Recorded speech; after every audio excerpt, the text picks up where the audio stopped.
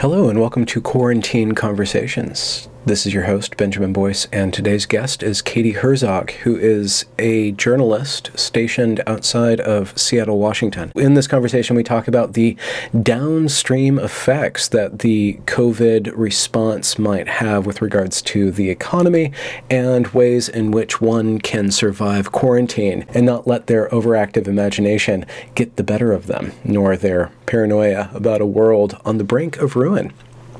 This is actually a hopeful interview, and I'll let you discover why on your own. Here's Katie Herzog. Your special marriage partner, is she on the front lines of what's happening in Washington with regards to health? She will be very soon. So She has volunteered to work at the ICU at her hospital. Much to my chagrin, I knew she's a very moral person.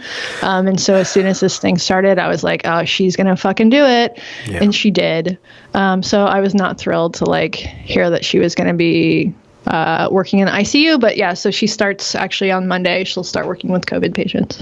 Okay. Well, because I'm wondering if you have any insight, because I'm kind of disconnected from what's really going on, and I think a lot of people are, and I'm wondering if you have a little bit more insight on what's going on the ground in, I guess, Seattle or in our state. I live in Bremerton, which is as you know, but as your listeners, watchers probably don't, is a small town on a peninsula about 15 miles from Seattle. So before I was furloughed, I commuted into Seattle, and I haven't been there. My quarantine has now been I've lost all track of time. So I have no idea how long I've been home. I think it's been either 3 weeks or maybe a month. I honestly don't know. So it's been a while since I've been into Seattle, but I am still sort of watching what's going on from a distance via social media and through friends and colleagues. Colleagues, I don't really have friends. I'll be honest about it. So I don't believe you. So shit's bad. Everything is closed, like everywhere else in the state and a lot of places in the U.S. Restaurants are closed, bars are closed, retail locations are closed, and a lot of places have boarded up their windows, I guess, in anticipation of looters, which seems insane, but also shit that seemed insane and impossible a week ago is now coming true. So there's a lot of from the pictures I see, it looks kind of like a crazy war zone or post natural disaster scene. Some places I think are, they're painting murals on their plywood fronts now to sort of liven the mood, which is sweet, but still fucked up that it has come to this. And then one other strange thing I haven't seen this in Seattle, but a friend of mine who works at the Seattle Times mentioned this, and I have seen this in Bremerton where I live. So I went downtown, I walked downtown Bremerton, which is a small town, earlier this week or last week, depending on what week it is, because I've completely lost track of time. And all the businesses were closed. There was a co-op that's open, but they're not actually open for business. You have to order shit online and they'll take it out to you or whatever. So that was open. There was a bike shop that was open. Absolutely no business.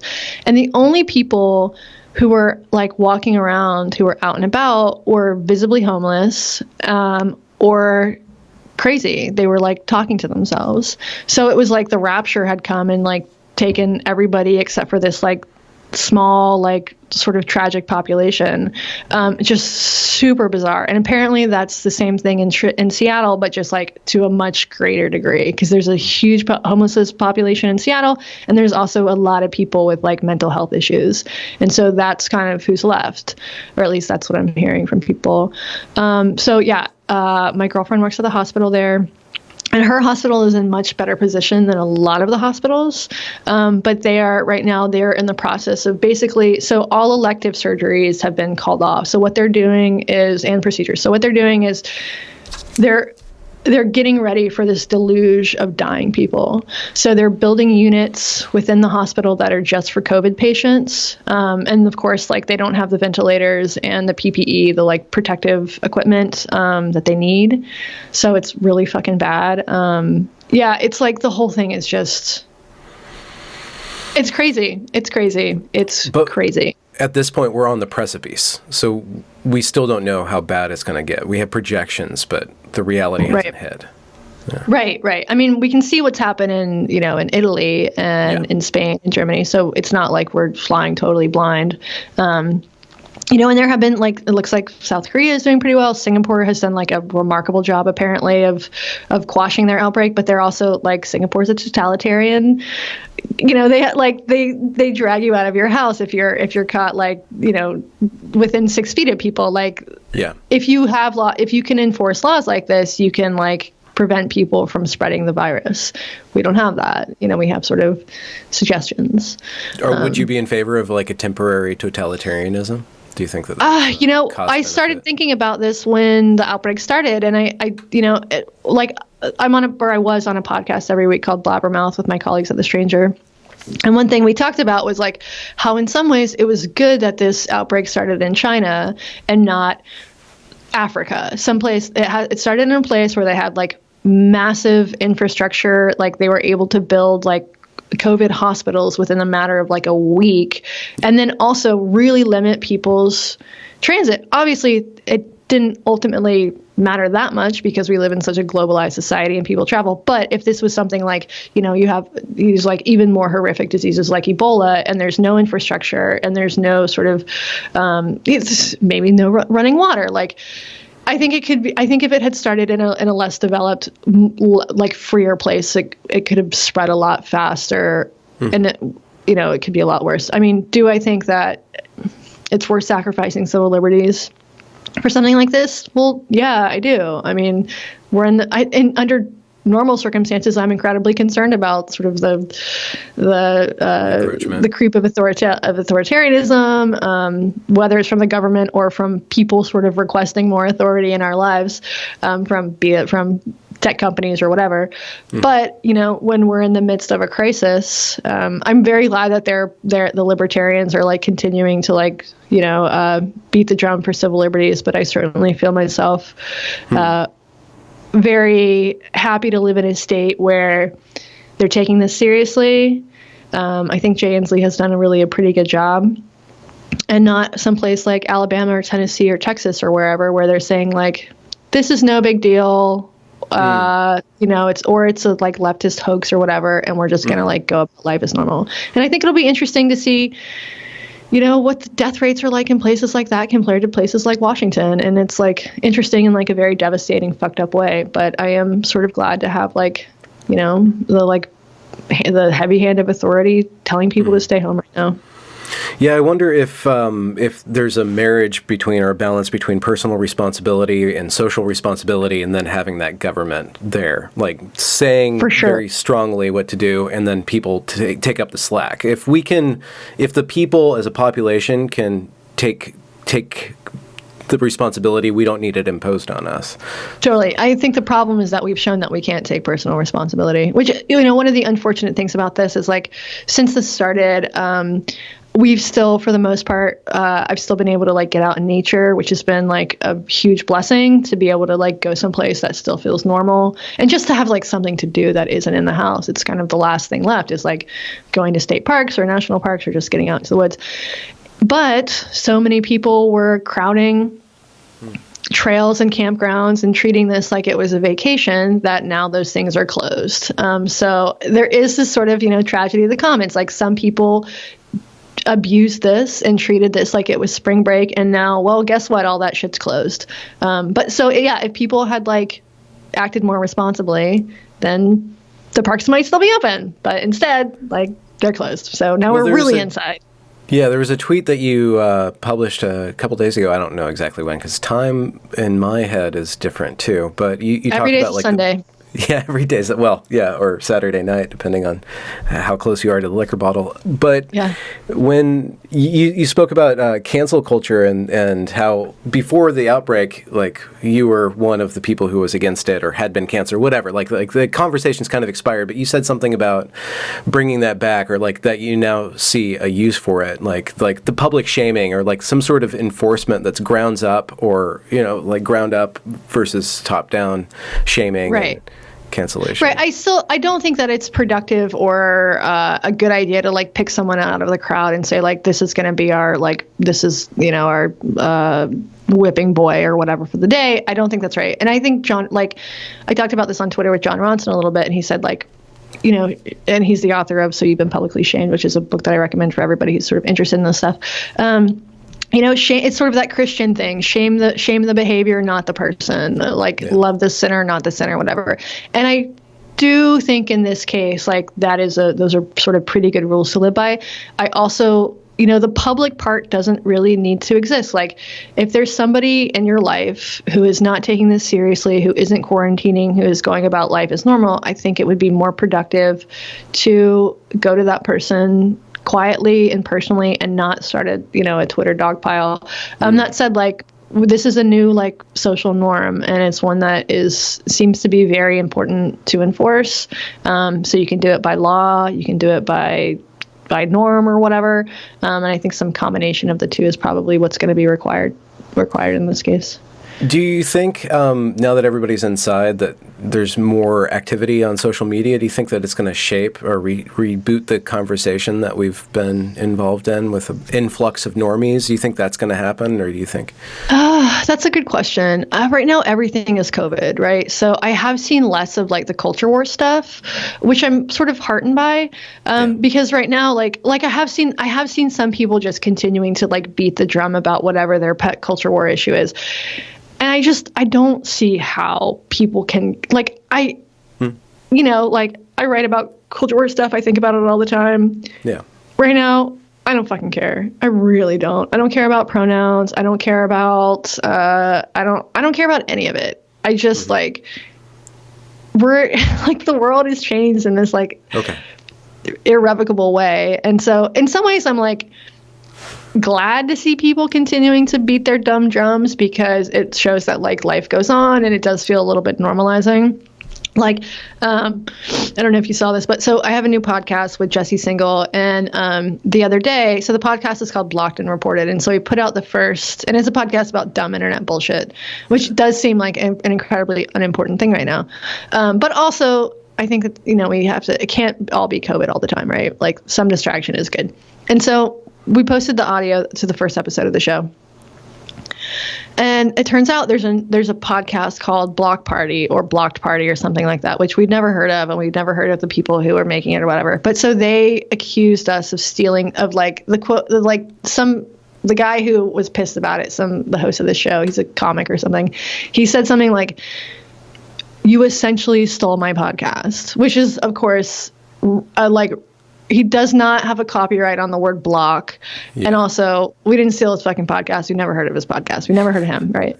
And so Jesse responded to this, and then his, like, podcast fans started dogpiling Jesse. And in a way, it was like, it was good to see it in a way, because it was like, oh, like, it was like a little bit like a moment of normalcy to see this dumb internet bullshit, which is what our podcast is about. So it just felt like very prescient in some ways. But also, like, a huge fucking waste of time, you know, like, really, this is the kind of thing that people are going to get riled up about at this moment. Like, the world has, like, I'm so concerned about what's coming next. I think we're going to see food shortages. I think that this could be the end of small business as we know it. I think that the housing market might crash. I mean, like, we don't know what's going to happen, obviously, but there's just all of these downstream effects that are coming and are not impossible to predict, but are, you know, fucking terrifying, right? And so on like the one hand, it's like, find something else to care about, but on the other, it's like, okay, well, this feels normal. People being idiots on the internet at least is normal. When everybody's in, let's just say that everybody's sequestered to one conversation and it's all about this virus and the potential outcomes of it. And your job, or the job of the journalist, is basically the one who positions a narrative that collates, some sort of understanding of what's going on.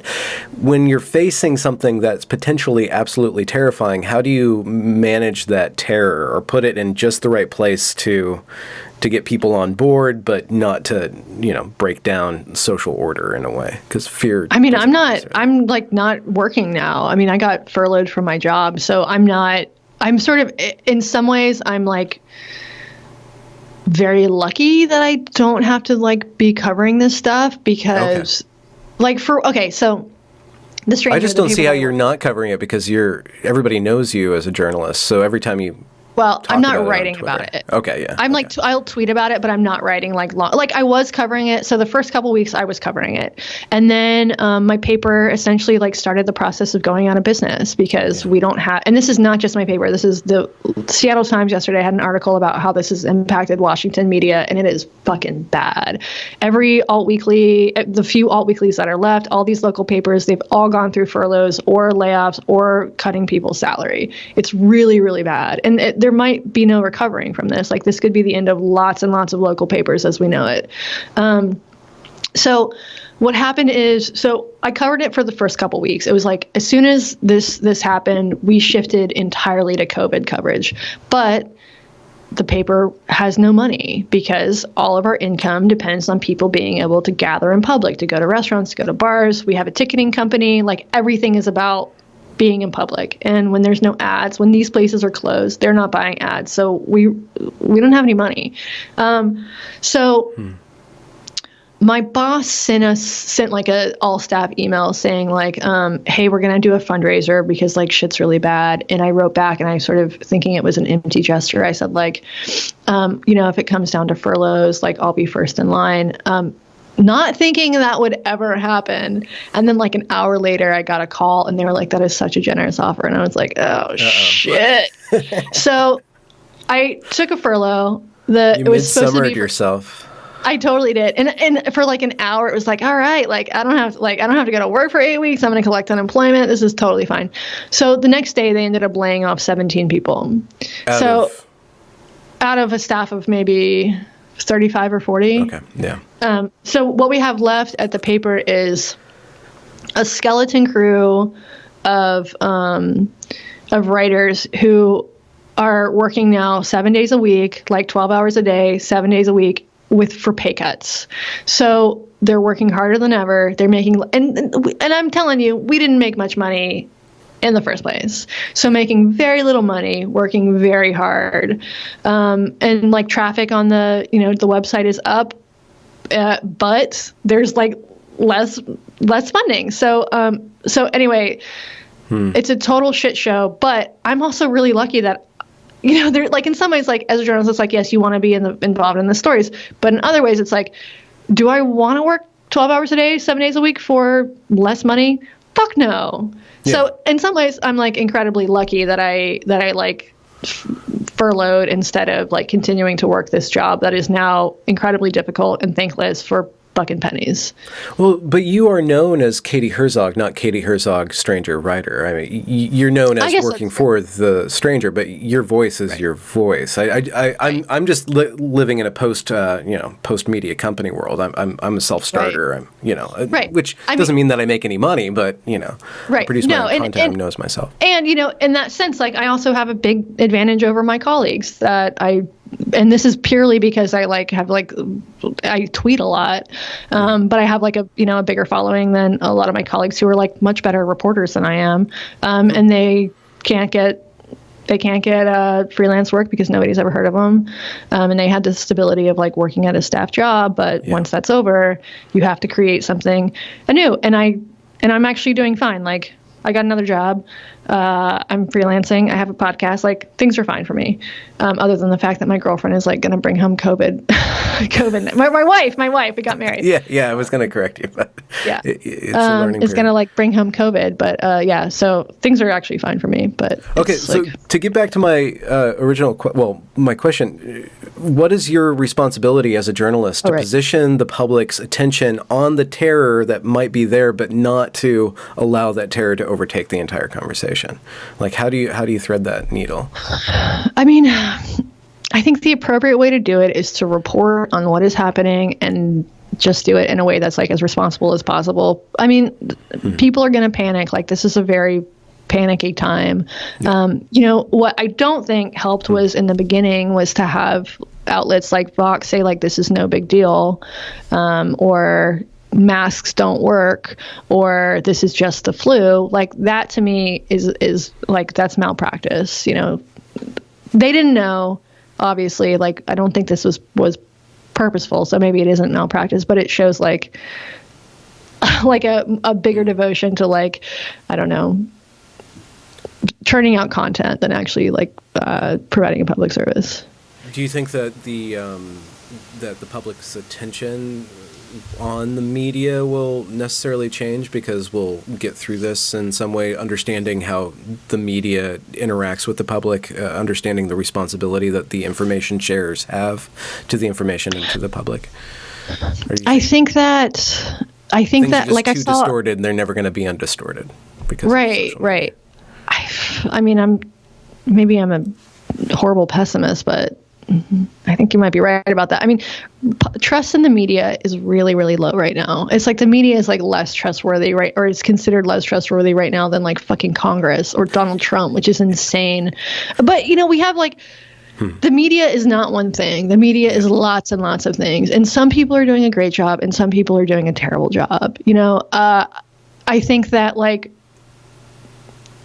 everybody hates Tucker Carlson. I guess I should say that I hate Tucker Carlson. I don't think I hate him as much as most people do. However, Tucker Carlson, apparently, like he was the one person at Fox, like saying that this was going to be a big deal. And apparently he went to Mar-a-Lago and like convinced Trump that this is a big deal. And so it's crazy that we live in a world where Tucker fucking Carlson is the guy who has to convince the president that this massive public health crisis is an actual public health crisis. But I'm also glad that he did it. Yeah. But we just we exist in like these like tiny, narrow media echo chambers, and it's incredibly easy to just follow the ones you agree with. Like right now, like KUOW, the public radio station in Seattle, I don't know if you saw this, but they have decided they're not going to air Trump's daily press conferences anymore.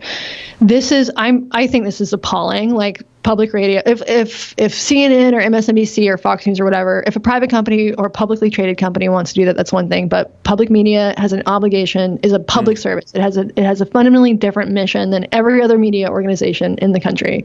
It gets government funding, not very much, but like public media has an obligation to appear neutral, to be neutral, and if they can't be neutral, which they can't, to appear neutral.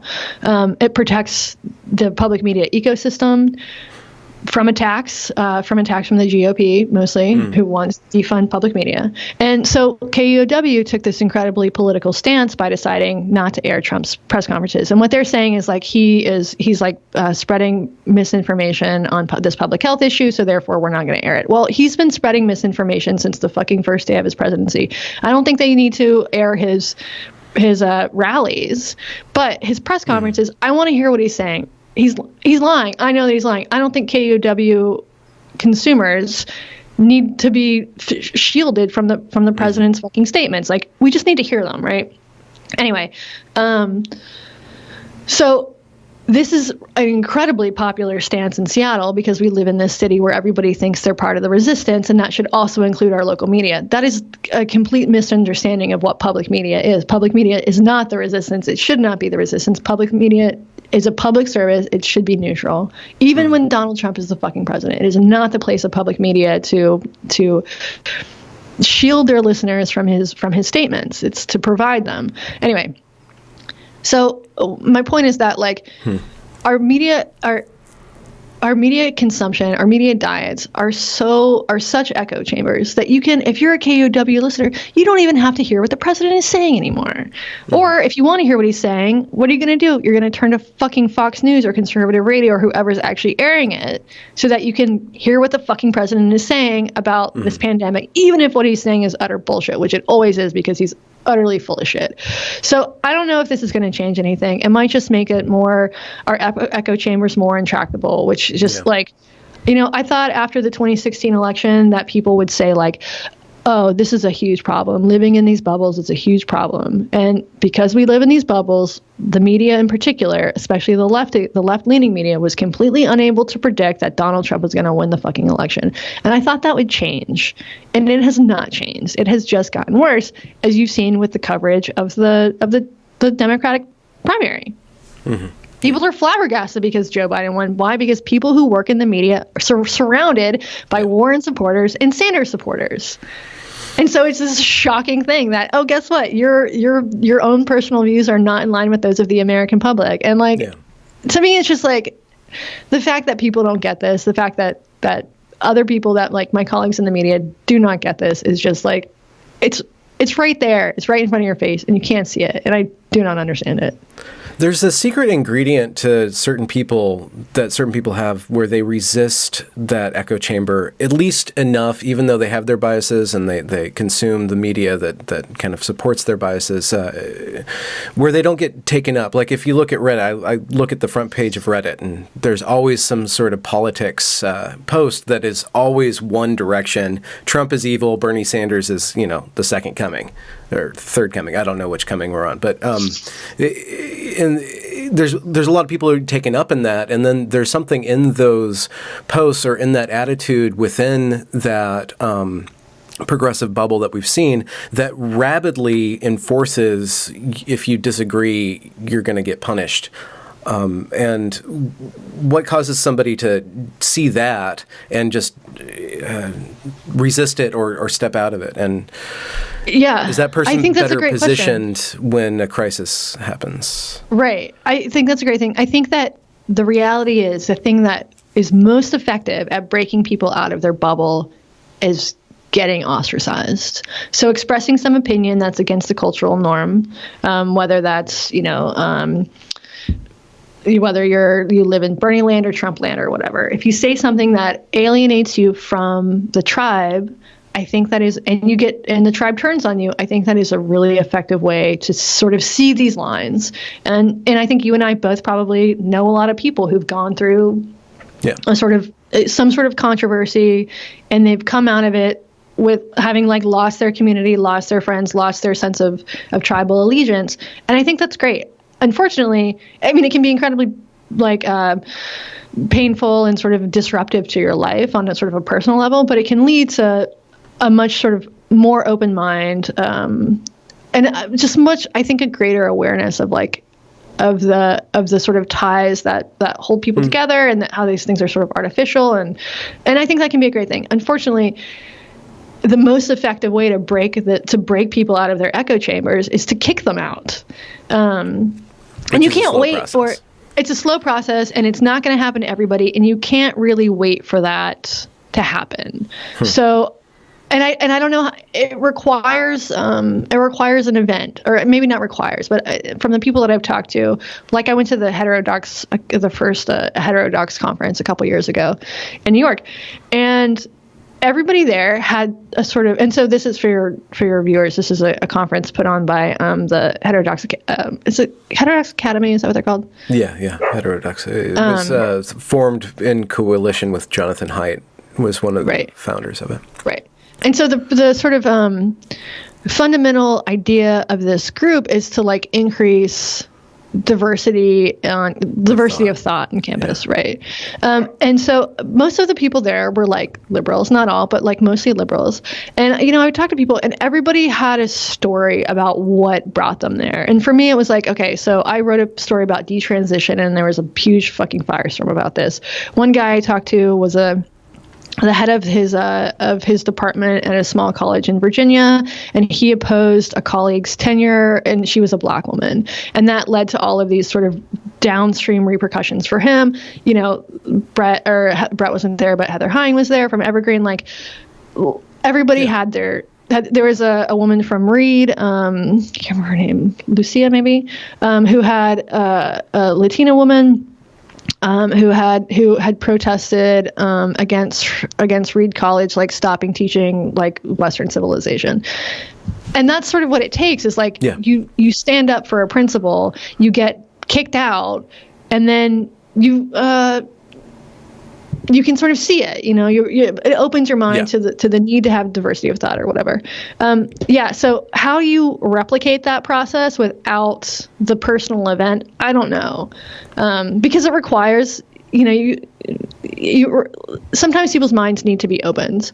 It's I don't know if that you can, I don't know that you could walk into a classroom full of undergrads or graduate students or whatever who all believe the same thing and try to explain to them what I'm talking to you about right now and have them say anything but, okay, you're a fascist. I just don't know how you break that. Yeah. Well, if we're facing a crisis and there's all these different echo chambers. I think there's a way of looking at the story or pointing out how the story is being told where you give the people the skill to separate what's happening from the interpretation of what's happening. And just off the top of my head, if the story that you're reading about the coronavirus is positioned around blaming somebody for either doing something good or bad or not enough or too much,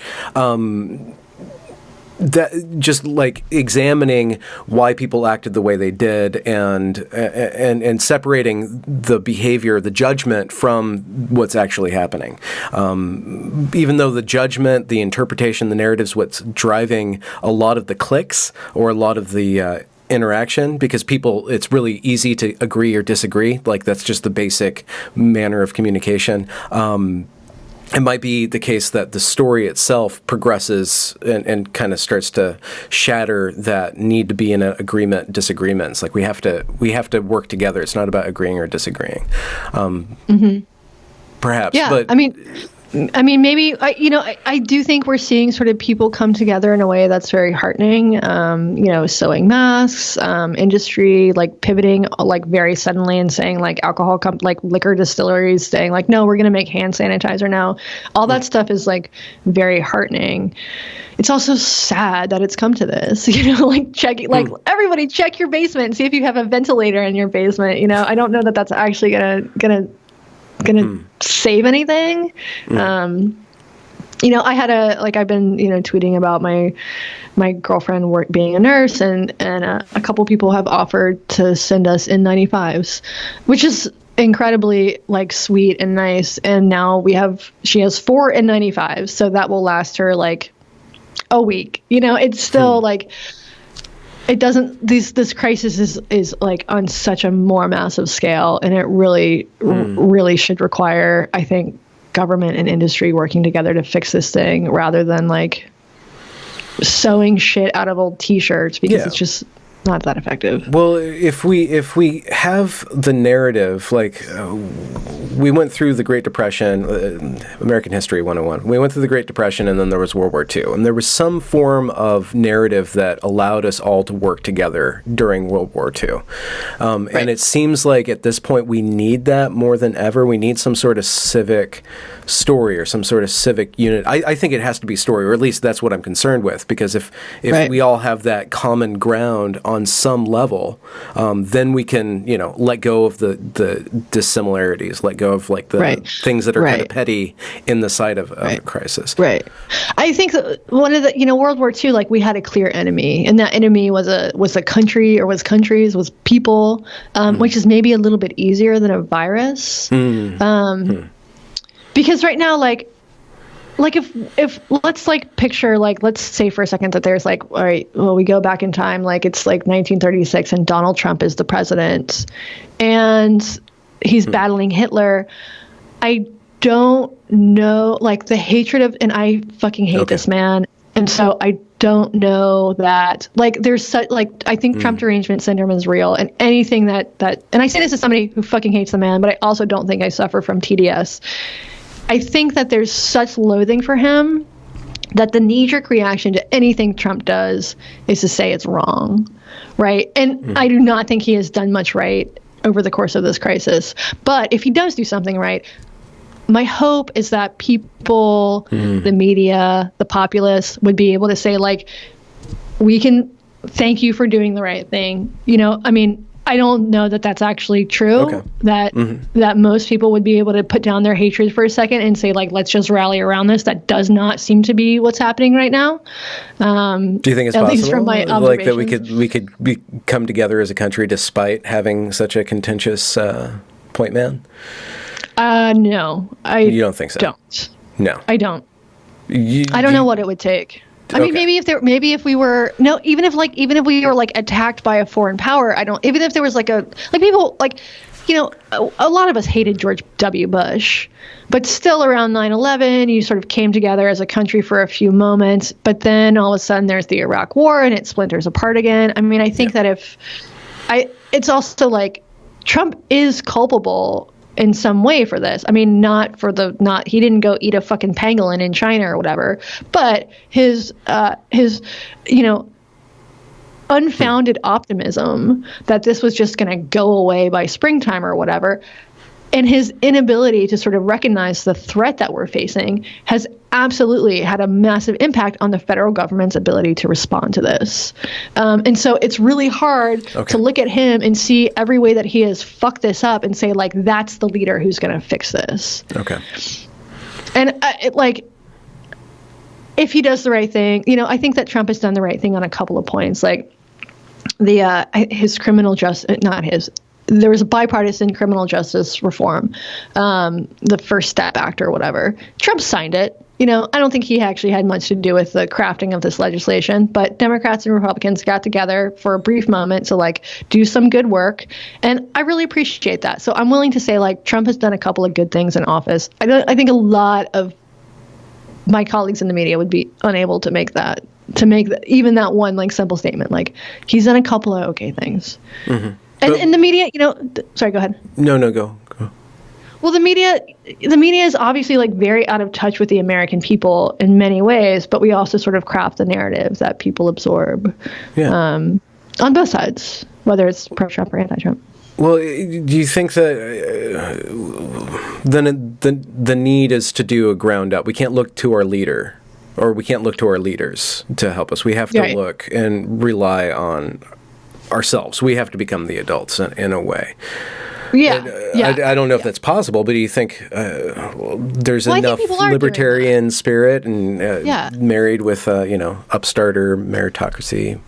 Yeah, no, I think we are seeing that in some ways, not because of the federal government. It's not like in Washington State, our leader in Washington State has been very clear about what this crisis means, and what our obligations as citizens of this state is. Trump has not. That said, I still think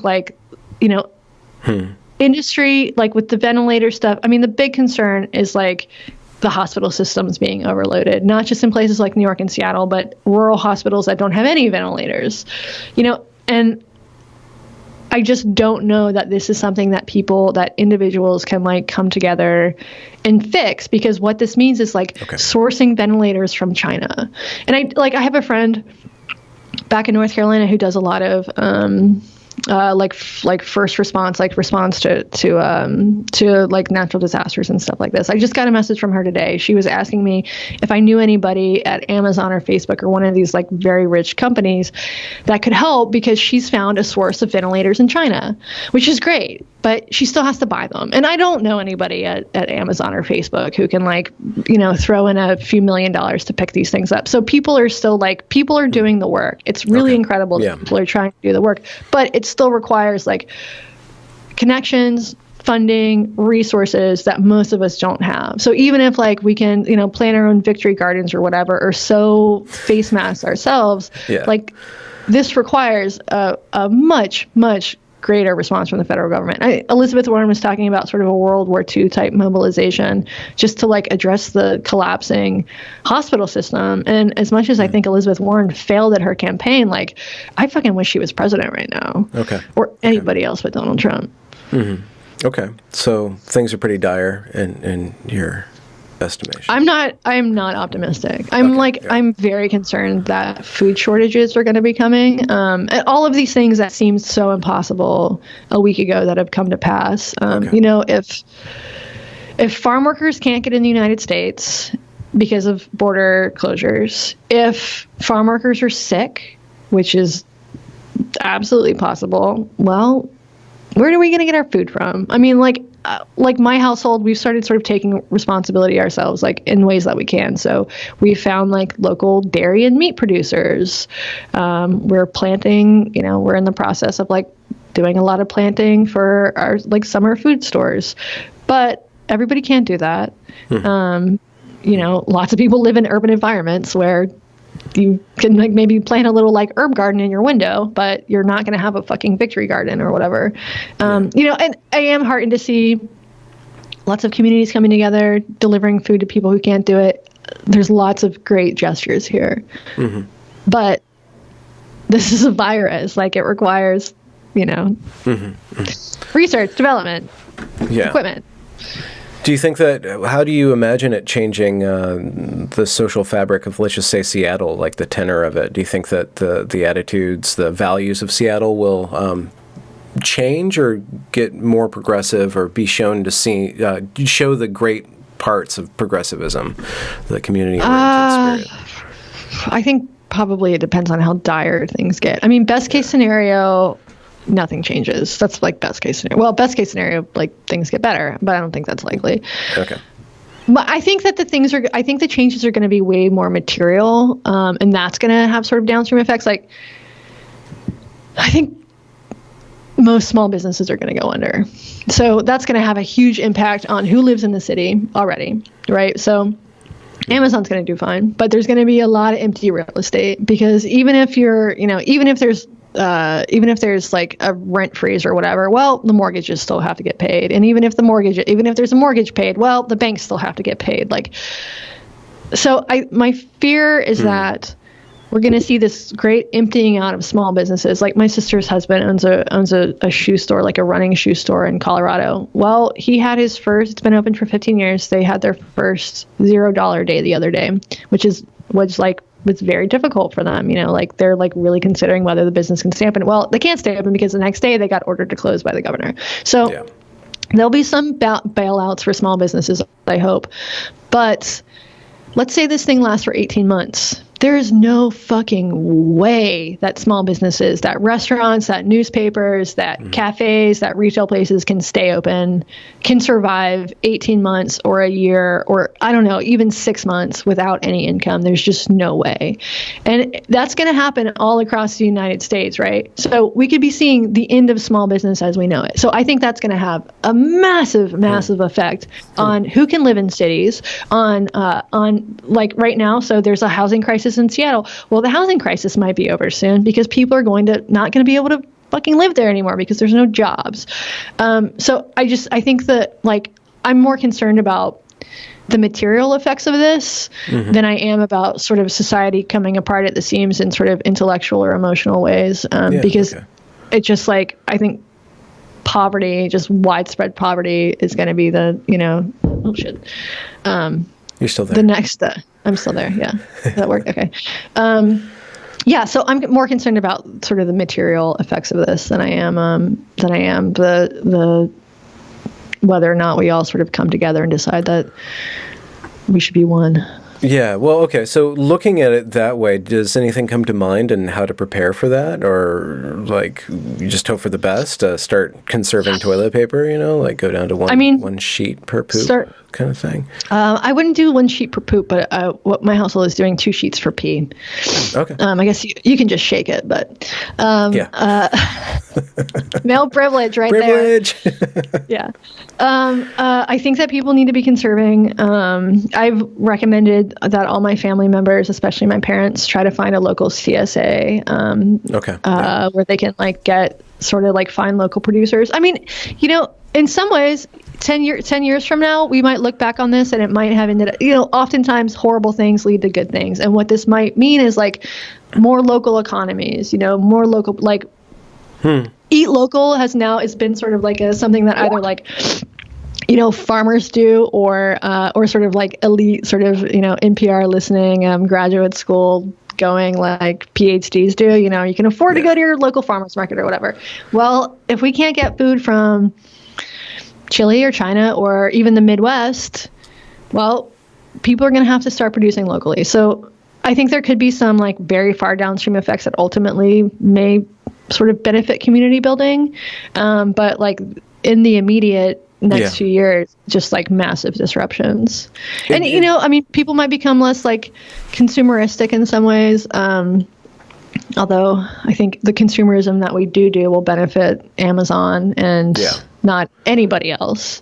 I wonder if there will be some sort of hybrid then between local and corporate, because we're not going to, I can't imagine a world without Amazon. I mean, I can imagine a world with a better Amazon, but I can't see us going back to a pre-Amazon-esque world. So I mean, I think we might only have Amazon is the fear. And Amazon has, Amazon has been a lifesaver in the past week, for sure. I sort of make it a point not to shop on Amazon until this happened, and I've been shopping on Amazon, and I think probably a lot of people are doing the same. I'm glad that Amazon is intact. I'm glad that they've maintained their logistical chains for sure.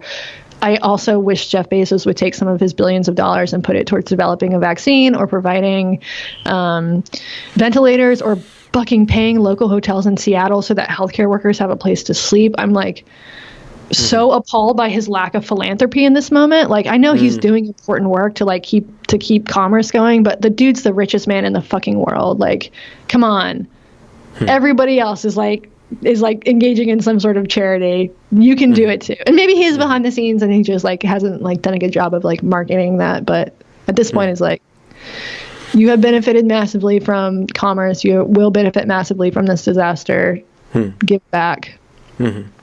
So what would Amazon not be able to provide then? I guess local sources of food then. I mean, in your estimation, what would be the local economy married to that global chain?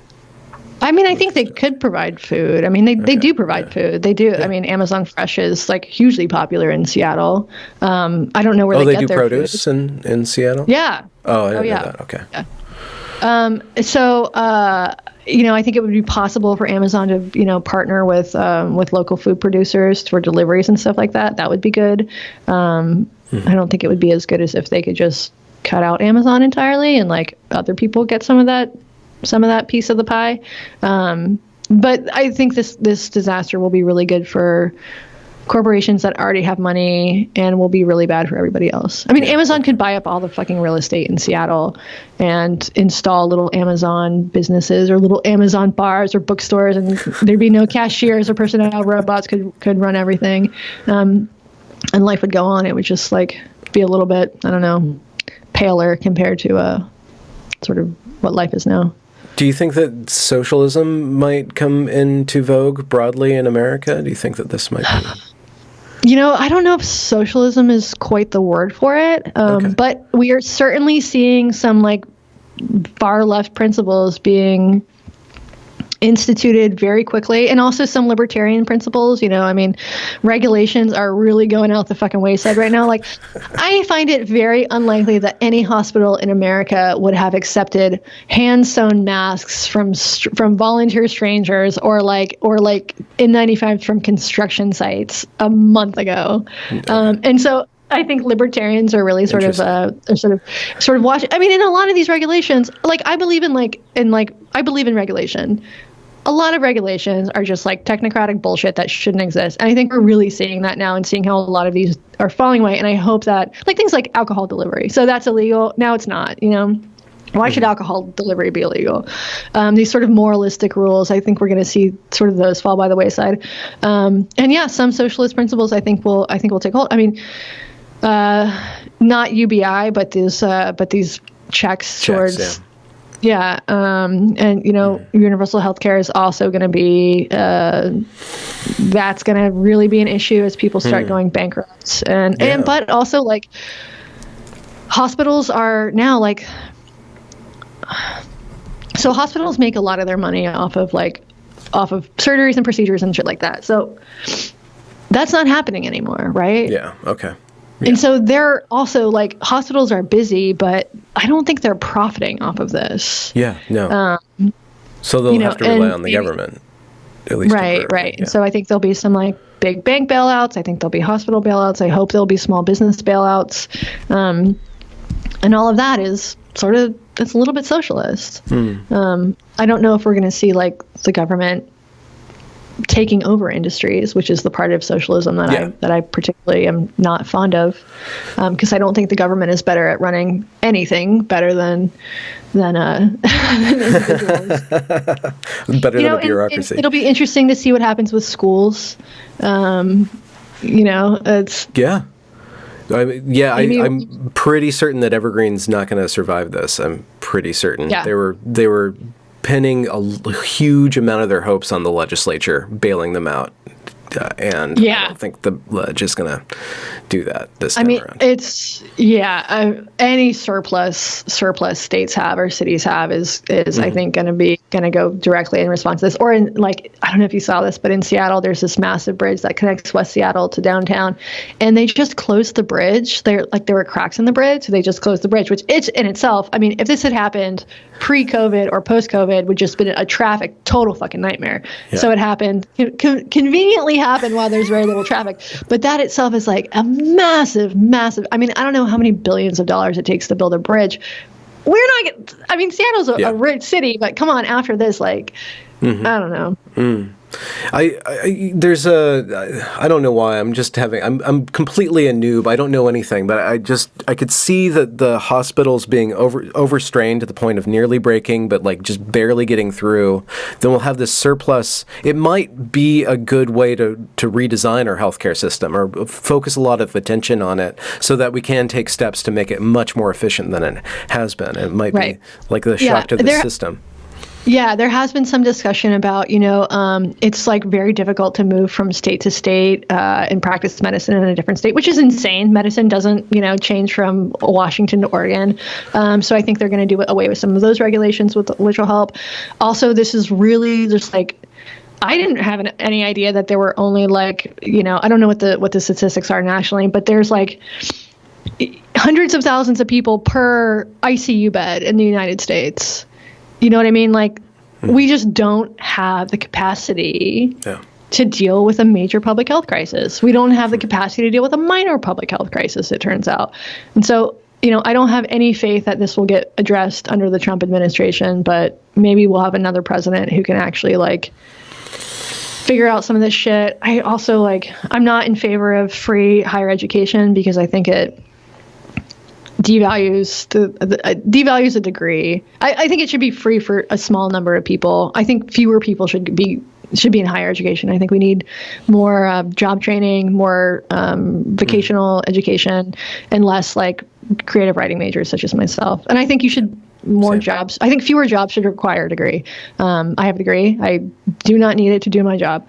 And I think that one way to get more people into healthcare would be to say, actually, medical school should be free.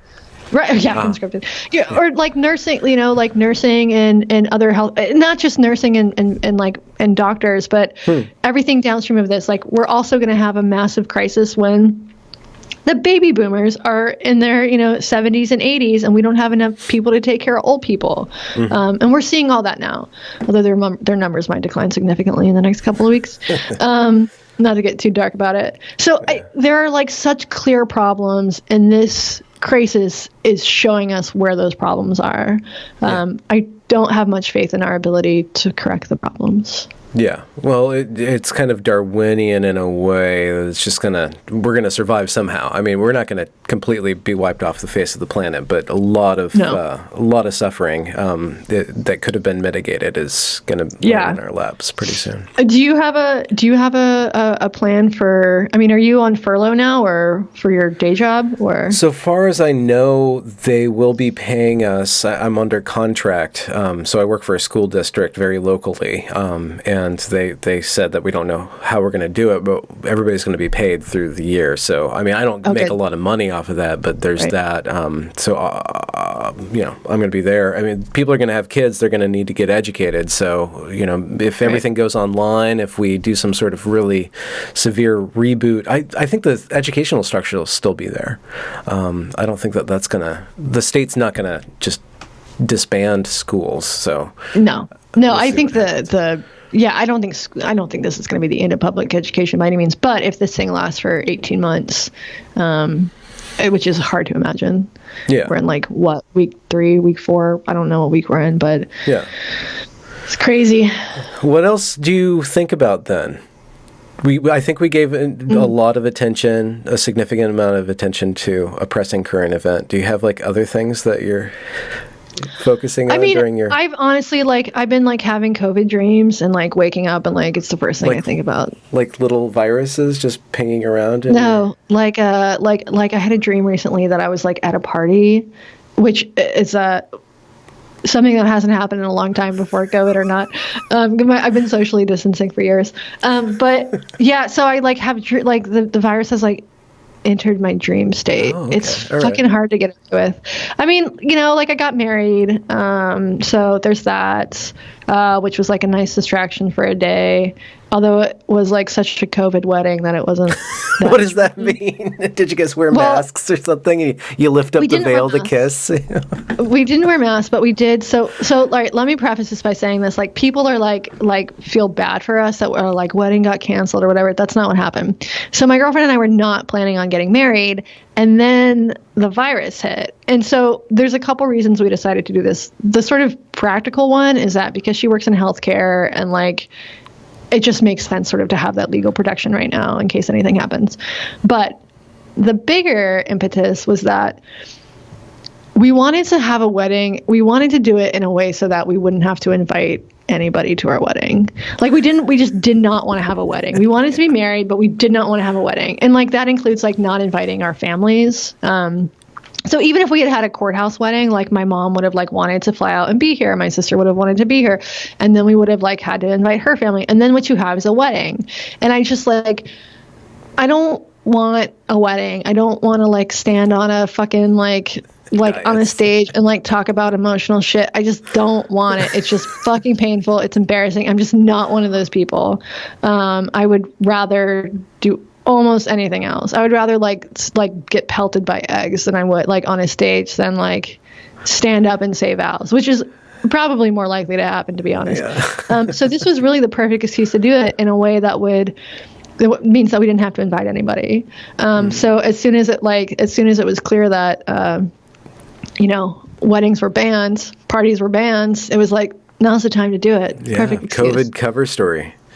Right. Although I keep talking about it, so it's not that much of a cover story. Like if I continue to tell people the actual reason we did it. So we did it on just a couple days ago, Friday? Right? Yeah, we did it on Wednesday. Okay. So we had to. So the courthouses are closed, so we had to find an officiant. And so we needed witnesses, and I have a cousin who lives on Bainbridge Island, so which is like 45 minutes, an hour from here. And so we asked my cousin and her husband to be our witnesses, just to like make it simpler. Well, you couldn't put it on a dash cam or something like that and have remote witnesses? No, they have to be in the flesh. Because you've got to sign. Oh, okay. So the way it gets is like you apply for. So I just learned this. So you like go to the courthouse, you apply for your marriage license. They give you the marriage license, and then you have like 60 days to complete. You have to. There's a 3-day waiting period. And then it has to get signed by 2 witnesses, the couple and an officiant. So the minimum number of people you can have at a wedding is 5. It occurs to me now that I could have just like written some forged somebody's signature and it probably would have been fine. But we didn't do that. We did it legally. So we went to my cousin's house, and her neighbor is one of those internet officiants or whatever. And so he performed the ceremony, and there was no ceremony. He's he got Universal Church of Life or whatever, blah, blah, blah. And so, he said 3 words. And then we all stood 6 feet away from each other and signed it using our own pens, and doused ourselves in Purell after. The whole thing took 3 minutes, and then it started hailing and we left. Oh, there you go. It was great. Then we came home and took a nap. Oh, okay. What does it feel like on the side of marriage then? Not any different. You guys don't fight more or less, or to have no? You're not whipping out the witticisms that you've been holding back. No, we have rings now, so that's sort of the biggest difference. Is that I'm getting used to wearing a ring. Okay, so you're kind of lopsided. You have to make up for it a little bit. Used to it. And I actually, nice. It's very plain. I think we're gonna. I don't know how long the ring's gonna last. It feels kind of weird on my finger, so there might be absolutely no difference. I think for other people this would have been a very sort of depressing way to mark their marriage, but for me it was really my dream wedding.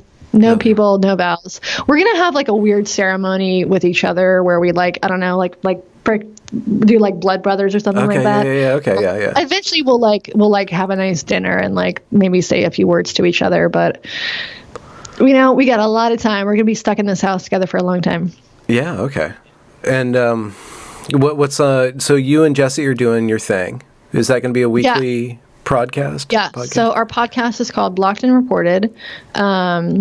It's going to be weekly as far as we know. We are sort of still like working out the kinks right now. It's going to be full of bullshit. Just total, like, put your brain on ice. Just look at this crazy event that happened. I mean, we're probably going to talk about COVID because we are going to talk about COVID because there's no way to not talk about COVID. But yeah, we like the ideas. The idea before it started was just like a podcast about stupid internet bullshit, but now it's a podcast about stupid internet bullshit plus like a COVID update. Yeah, I don't think that stupid internet bullshit, we're going to have a dearth of that. I don't think we're going to enter into a recession of that. I think. No, I don't think so either. I mean, we're already seeing the hot takes, like Vice, like trans people can't get their surgeries during this. And it's like, okay, well, neither can people with cancer. Yeah. We're running out of underwear. Yeah. Cool. Do you have a washing machine at your house? That's one thing. Yeah, we do. Well, do you want to buy one? I have an extra one. No. If anybody wants one, it's this year. Oh, okay. I have a double. Yeah, it's a double. It's a washing and a dryer. It's one unit. Nice. 6 feet tall. If anybody wants it, $500. Good deal. Get it. Yeah. Why did you bring it up? Do I look? I don't know. That's just nappy? There's like a lot of reasons I'm like grateful to not live in a city right now. Oh yeah. Yeah. Like space is a huge one, but also like having a fucking washing machine. Yeah, you're on an island, so you're separated. If the mobs, if this term's zombie, you'll be fine, I guess. Yeah. I'm in a Navy town, so there's like lots and lots of guns here. Yeah. I don't know how to use any of them, but like my across the street neighbor is an 86-year-old man who has over 200 weapons. Oh, so I figure if it comes to, I know he like has a literal armory in his house. He makes them. We can't see him right now because he's in the high risk group. So it's kind of sad. Like he was. I'm not going to say I was one of his primary social contacts or best friends, but he was definitely mine. Oh, really? Well, I mean, in the last couple of weeks, we have a very friendly connection. Like we take his dog out, and and make him food and stuff like that. So it has been sort of sad. Not like, here's a guy who like lives alone and just lost his like primary social contact. Okay. Well, you can do that 10 cans. You get some beans, empty them out, eat your bean soup, get a tin can, little string, go back. Yeah. Let's revert back to 12-year-old times. Yeah. I'm sure he'd be down with it. Or like he probably has CBs, just. Well, we also have cell phones. Oh, yeah. I guess if you want to go there. Yeah. Yeah. Well, thanks for the enlightening conversation, Katie. Your brain is always it's sharp as ever. I don't know what you're doing with your time, but the brain has not been affected. Well, thank you. I've been smoking slightly less weed. Okay. Slightly. Yeah. What's going to happen with that? Are we going to have a dearth of marijuana? Is that a shortage that going to come? The shops are still open. They have been declared essential businesses. Very essential business. Yeah, I went and stocked up. I grew about a pound last year, but it's not really smokable. So I have lots of pot that I use for like butter and tinctures and stuff like that. But so I went and bought like an ounce and a shit ton of edibles just in case. Oh, there we go. But I've been trying to Yeah. Do you think that you're cutting back because you don't have anything to do outside of the house, so it's better time management? Is that kind of the impetus? I think it's just I want to be productive over this weird time period, and I like know myself, and I have I really fucking like to relax, and if I was waking and baking every day, I don't think I would get shit done. Well, there we go. So. Okay. Do you have any tips for people that are suddenly online all the time or suddenly stuck inside? Hang on. My headphone just dropped out of my ear. That's fine. Oh, it went all the way down.